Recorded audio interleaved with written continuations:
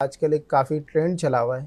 کہ عموماً خواتین جو ہیں وہ اپنی نعت ریکارڈ کر کے یوٹیوب پہ اپلوڈ کرتی ہیں، تو اس طرح ان کا کرنا کیسا؟ خواتین کے لیے نعت رسول مقبول صلی اللہ علیہ وآلہ وسلم بیان کرنا، سننا،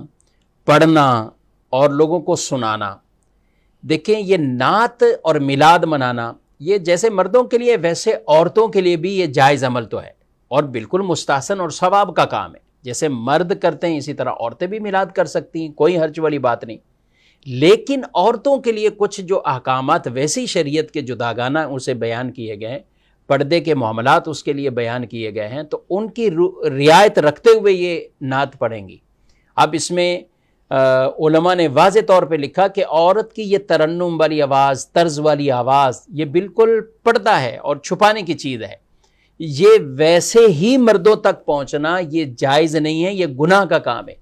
چاہے وہ کمرے میں پڑھ رہی ہو، کوئی ایکو نہیں ہو، کوئی کیمرہ نہیں ہو، لیکن پھر بھی ان کی آواز ایسی نامحرموں تک پہنچ رہی ہے تو یہ جائز نہیں، یہ گناہ کا کام ہو جائے گا۔ اب اسی طرح اگر مائک کے اندر پڑھتی ہیں اور مائک کے ذریعے غیر محرموں تک ان کی آواز پہنچتی تو یہ بھی حرام ہے، یہ بھی ناجائز ہے۔ تو یہ کام اس سے بھی بچنا ہے۔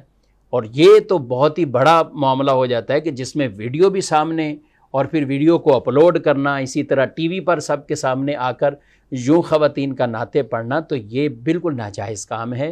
اور ہمیں نعتیں اس لیے پڑھنی ہے کہ اللہ اور اس کے رسول صلی اللہ علیہ وسلم ہم سے راضی ہو جائیں اور ہم ان کے احکامات کو بجا لائیں۔ اب ایک عورت اگر اس طور پر وہ سامنے آئے کہ اپنے عشق رسول اور محبت رسول کا اظہار یوں نعتوں کی صورت میں کر رہے ہیں اور نافرمانی اور گناہ کرتے ہوئے علامان الحفیظ، تو لہذا ایسی تمام بہنوں سے اور ایسی تمام خواتین سے یہ لازمی طور پر یہ گزارش ہے کہ آپ اس حکم شریعت کے مطابق ہی نعت خوانی کریں۔ آپ گھروں میں بھی آپ اگر کرتے ہیں، اہتمام کرتے ہیں، ناظرین اکرام، عام طور پر کسی کو بلایا جاتا ہے، اگر خواتین میں محفل ہو رہی ہے تو آپ گھر والے بھی ضرور دیکھیں کہ آپ نے کیا اتنے مائک کا تو انتظام نہیں کر رکھا، آپ نے اس پروگرام کو لائیو چلانے کا تو انتظام نہیں کر رکھا، تو یوں آپ بھی ایک طرح کے گناہ میں شریک ہو جائیں گے۔ تو لہذا جو اپنے گھروں میں بھی عورتوں کا اہتمام کرتے ہیں تو وہ اس انداز سے اور اس